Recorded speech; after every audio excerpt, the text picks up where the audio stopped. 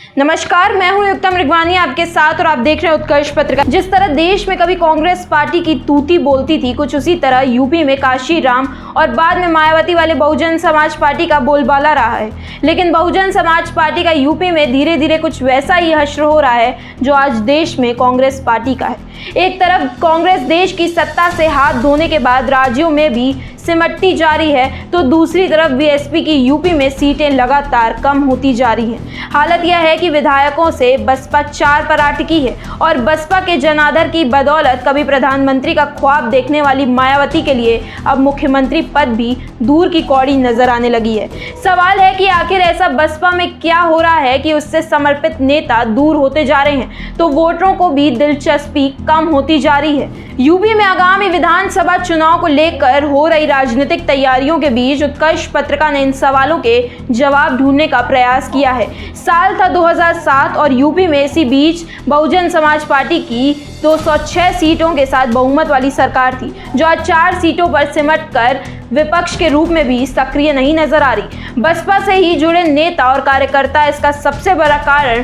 Party में एक छत्र राज की पॉलिसी और लोकतंत्र की कमी बताते हैं। बसपा में वरिष्ठ नेताओं को उनके कद के हिसाब से सम्मान नहीं मिलने के कारण वे एक एक कर दूर होते गए, तो वहीं अपने बड़े नेताओं के पार्टी छोड़ने के बाद उनसे जुड़े उनके लाखों समर्पित कार्यकर्ताओं का भी पार्टी से मोहभंग होता चला गया।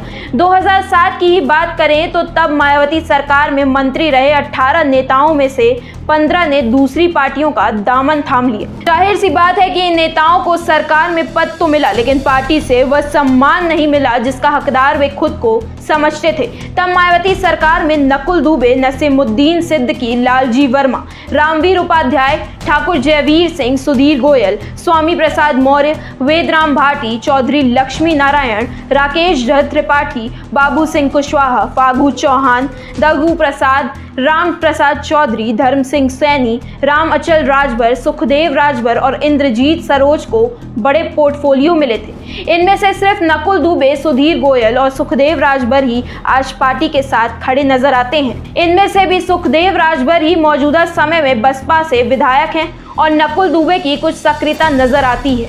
बाकी दोनों नेताओं के बुजुर्ग होने के चलते भी उनकी सक्रियता काफी कम हो गई है।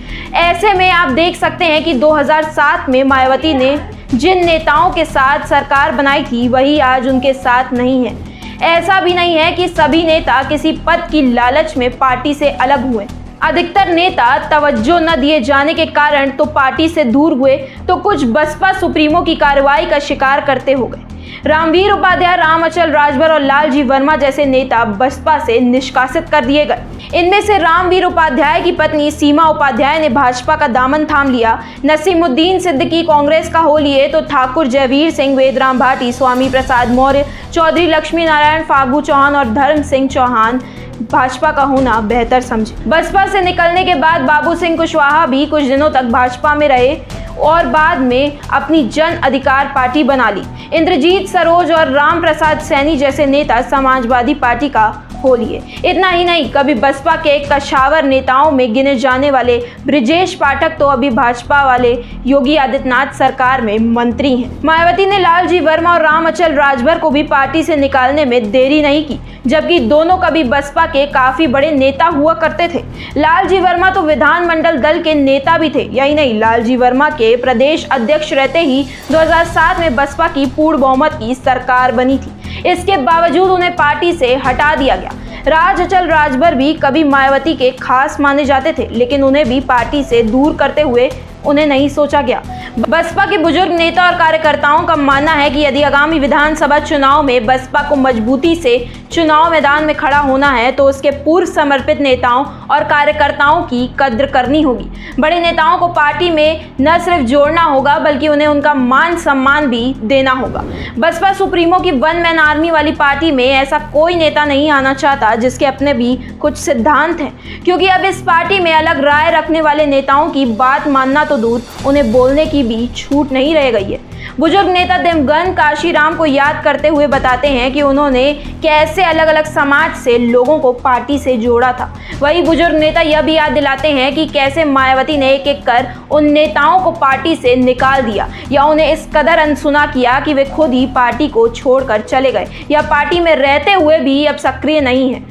ओम प्रकाश राजभर, सोनेलाल पटेल, आर.के. चौधरी और मसूद अहमद जैसे बड़े नेता एक एक कर पार्टी से बिछड़ते चले गए। 2002 में राजभर ने तो 1995 में सोनेलाल पटेल ने बसपा छोड़ दी। सोनेलाल पटेल की अब मौत हो चुकी है, लेकिन अन्य नेताओं को भी वापस लाने का कोई प्रयास पार्टी नेतृत्व करते हुए नजर नहीं आ रही। आर.के. चौधरी ने भी 2016 में बसपा छोड़ दी। इनमें से ओम प्रकाश राजभर और सोनेलाल पटेल की पार्टी अपना दल यूपी में ठीक ठाक पकड़ रखती है। यदि ये नेता मायावती के साथ होते तो इनके समर्थक भी आज बसपा के साथ ही खड़े नजर आते, लेकिन शायद बसपा सुप्रीमो को लगता है कि वोट सिर्फ उनके नाम पर मिलते हैं, इसलिए वह अपने पार्टी के बड़े नेताओं को कद्र करना भूल गए। ऐसे में उन नेताओं के साथ ही उनके कोर समर्थक पार्टी से दूर नहीं बल्कि उसके लिए मुसीबत बनते जा रहे हैं। 2012 में मायावती की सरकार चली गई थी, जिसकी अब एक दशक होने को है, लेकिन इस दौरान पार्टी मजबूत होने के बजाय लगातार कमजोर होती नजर आ रही है। इसका कारण बसपा के सभी नेताओं के पास है, लेकिन उनकी माने तो उन्हें पार्टी में सुनता ही कौन है।